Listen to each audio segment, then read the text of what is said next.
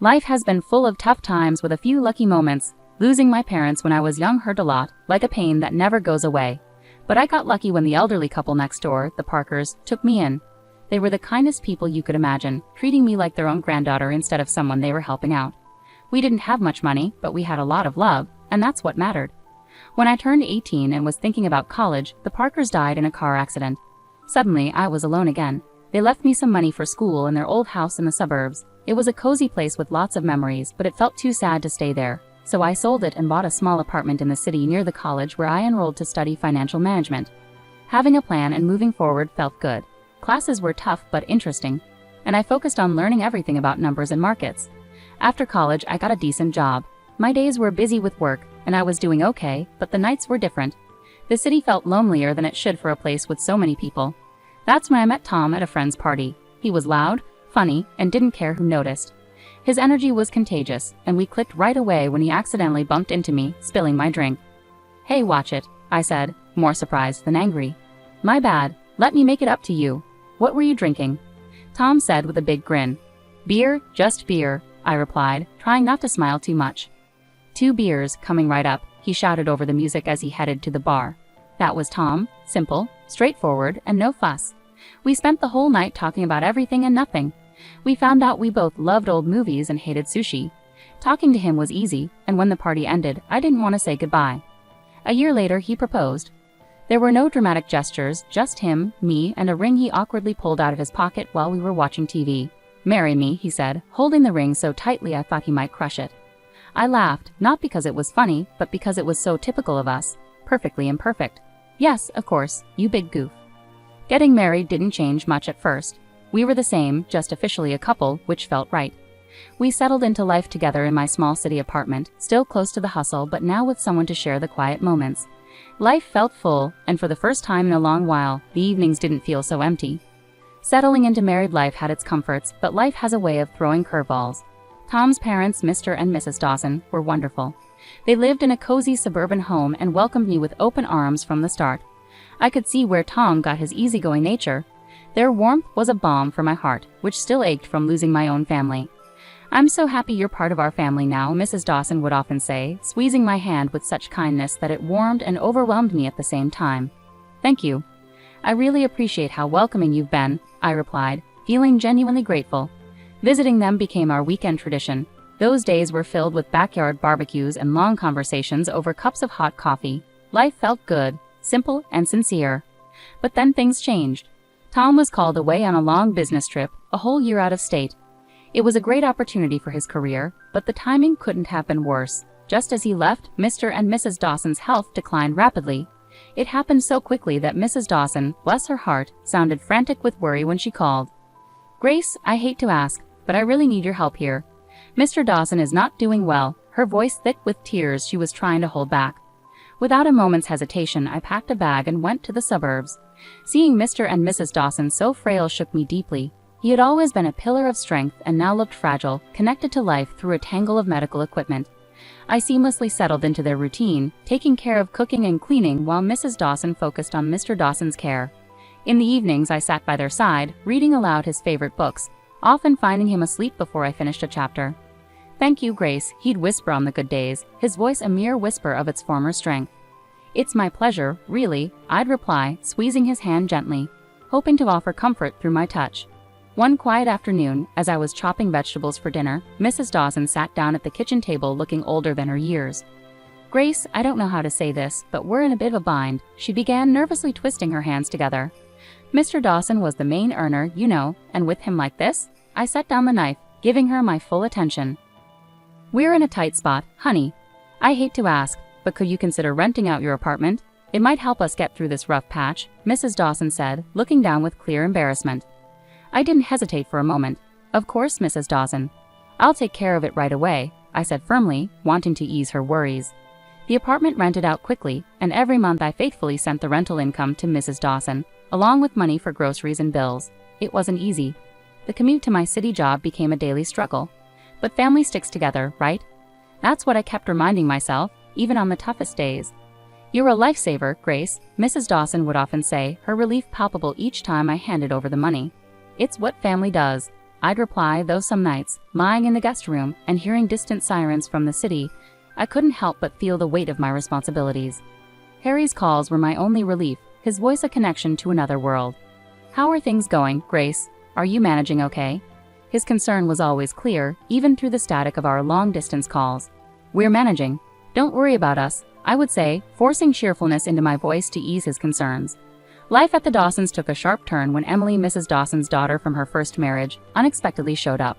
The atmosphere changed instantly. She had a presence that felt like a cold draft sneaking under the door. I didn't know Emily well, but I'd heard enough from Harry and seen her tense visits with Mr. and Mrs. Dawson. My days were already stretched thin with long commutes and caring for Mr. Dawson, who was now bedridden and declining rapidly. Emily's arrival added a new layer of tension. It was clear she planned to stay, making herself at home as if she owned the place. One evening after a particularly tough day, Mr. Dawson motioned for me to come closer, his voice a strained whisper. "Grace, you need to watch out for Emily. She's not a good person," he said, his tone grave and urgent, sending a chill through me. "I understand, Mr. Dawson. I'll be cautious," I promised, though I wasn't entirely sure what I was preparing for. True to Mr. Dawson's warning, Emily wasted no time asserting her authority. The first indication came one morning when I found her in the kitchen, a storm cloud over the breakfast nook. "Just so we're clear, I'm not here to play housemaid or chef for anyone," she declared sharply, sipping her coffee and eyeing me as if I were intruding in her mother's kitchen. I was taken aback but kept my composure. "Okay, Emily, I've been handling things so far, and I can continue," I replied, trying to keep the peace. "Good, because I don't plan on lifting a finger. This is Mom's house, after all," she snapped back, her eyes challenging me to object. From then on, Emily ensured her presence was felt, but not in a positive way.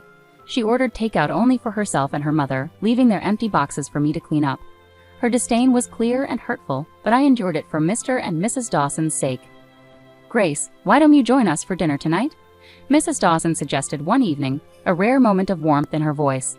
Before I could respond, Emily interjected sharply. "Mom, Grace has been busy all day. She probably prefers eating later," her words laced with false concern, yet the message was unmistakable. I wasn't wanted. The days grew more difficult, my workload increasing. Emily's entitlement pervaded every corner of the house. At night, I could hear her whispering with her mother, poisoning her against me with her words. Mrs. Dawson, once kind and understanding, began to change, her demeanor colder, her gratitude less frequent. A couple of weeks later, Mr. Dawson passed away. The funeral was somber, with Harry flying in just in time to bid his farewells. It was the first time in months we were together, and having him by my side brought a sense of relief.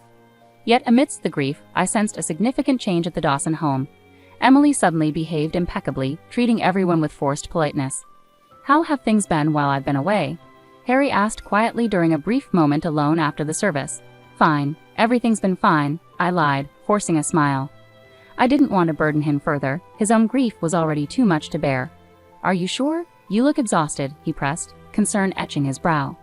"It's just been busy, helping out around here," I reassured him, avoiding his gaze. It wasn't the right time to delve into the brewing turmoil beneath the surface. Once Harry departed, Emily dropped her facade.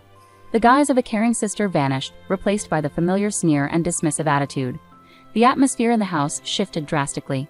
Perhaps consumed by her own grief, Mrs. Dawson grew distant and cold toward me. Orders replaced conversations, and I began to feel more like an intruder than a member of the family. Emily took control of the household as if she were the lady of the manor, showing little regard for anyone's feelings but her own.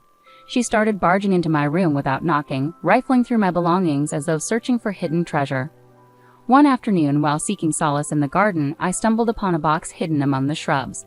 Curious, I opened it only to discover my watches, jewelry, and even some of my underwear inside. My heart sank. Nearby, I found several of my dresses tossed carelessly over a bush. Anger surged through me. Clutching the box tightly, I stormed back inside, finding Emily lounging in the living room as if she owned the place. "What on earth, Emily?" I demanded, my voice trembling with fury. "You can't just throw my things out like this." Emily laughed coldly, the sound echoing mockingly in the room. "You live here? Please. You're just a guest, and not a welcome one at that. You should be out in the garden or better yet, on the street. You're nothing but a freeloader anyway." Her words cut deep, like salt in a wound. I couldn't believe the venom in her voice. Shaking, I turned to Mrs. Dawson, who had just entered the room. "Mrs. Dawson, please tell her she can't treat me like this. This is supposed to be my home too," I pleaded, my voice cracking with emotion. Mrs. Dawson, once gentle and kind, now looked through me as if I were transparent. This is Emily's house now. She's right, Grace. Maybe it's time you found somewhere else to live, she said coldly. Her words hit me hard. Standing there with the box in my hands, my heart shattered. The home I had grown to love, the family I believed in, crumbled around me in that moment. Despite everything, I stayed because of a promise I made to Mr. Dawson on his deathbed, to care for his wife and prevent Emily from dominating her. But day by day, Mrs. Dawson seemed to adopt Emily's harsh demeanor. Her words turned cutting, her gaze icy. You're just idling away here, aren't you? Mrs. Dawson snapped one evening as I cleaned up after dinner, her voice dripping with disdain. I'm doing my best to keep things in order, I replied, trying to stay composed despite the pain her words caused. Your best? I could hardly tell. It seems like you're just mooching off us, she scoffed, turning away without another word. Her words wounded me deeply. I was far from a freeloader. I had rented out my apartment and faithfully handed over almost all the income to Mrs. Dawson. On top of that, I took care of most household tasks while Emily contributed nothing but criticism. Emily, living off her mother's pension, showed no gratitude. Really, what does my brother even see in you? Emily taunted nightly, her voice carrying through the thin walls. Each time I bit back my anger and frustration, clinging to the promise I made. But the house grew suffocating, filled with hostility like a minefield. One evening, returning early from work, my world turned upside down. I walked in on Emily and Mrs. Dawson in a heated discussion in the living room, unaware of my presence. We need to convince her to sell that apartment of hers. You know how much we could use that money, Emily said greedily and calculatingly. Yes, but how do we persuade her? Grace isn't naive. She won't just hand it over, Mrs. Dawson replied, frustration and greed evident in her voice. Leave it to me, Mom. I'll charm her into it. Once she signs it away, we can finally live the way we deserve. Emily's words cut through the air like a snake's hiss. Hearing them scheme to take away my only financial security was a brutal dose of reality. Fear gripped me. I couldn't stay any longer. Heart pounding, I slipped away to my room unnoticed. They were plotting to strip me of everything. The decision was clear in that moment. There was no way I could stay after hearing their plans. Quickly gathering my essentials, hands trembling, every second in that house felt like a countdown to disaster. I didn't bother with goodbyes. They didn't deserve them. Sneaking out the back door, I called a taxi to take me to the station. Sitting on the train to Harry's, doubts gnawed at me. Would he understand? Would he take their side? The uncertainty weighed heavily, but the fear of staying was more daunting. I stared out the window, the landscape blurring by, a mix of fear and determination settling in my chest.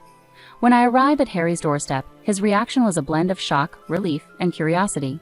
His eyes widened as he opened the door to find me standing there with my bag, looking as frazzled as I felt. Grace, what's going on? Are you okay? He asked, stepping aside to let me in. I hesitated, taking in the familiar and comforting sight of his temporary home. No, Harry, everything's not okay. Not at all, I replied, my voice catching. He guided me to the couch, concern etched on his face. Tell me what happened, babe. I'm here for you, he urged gently. I poured out everything to Harry, starting from Emily's return and the deteriorating situation at home to the financial pressures and the final betrayal. Their scheme to make me sell my apartment. I hadn't wanted to burden him while he was away working. As I spoke, Harry's expression darkened with each detail. By the time I finished, his fists were clenched, his jaw tight with anger. Why didn't you tell me about any of this sooner? He asked, his voice a mix of fury and concern. I didn't want to cause you more stress. I thought I could handle it, I confessed, feeling foolish now. Grace, damn it, you shouldn't have had to handle any of this alone, he exploded, rising to pace the room. I can't believe my mom and Emily would treat you like this. He stopped abruptly and faced me, his eyes blazing with determination. I won't let anyone treat my wife that way. No way, he declared firmly, pulling out his phone. I watched, heart pounding, as Harry dialed his mother. The phone barely rang twice before she answered. I couldn't hear her side of the conversation, but the tension in Harry's posture spoke volumes. Mom, this has to stop. I know everything now, and I won't stand for it. If Emily doesn't leave and if you don't start treating Grace with respect, we won't be able to support you anymore. No more financial help, nothing. Harry's voice was firm, leaving no room for negotiation. There was a terse exchange, followed by silence. Harry's grip tightened around the phone. Fine. If that's your decision, then you've made mine, he said finally, hanging up. He turned to me, his expression softening. Looks like it's just us now, babe. That's all we need, he said, coming over to embrace me. I leaned into him, finding solace in his arms amid the storm of emotions. Just us, I whispered, feeling the truth of his words. Now on our own, it felt right.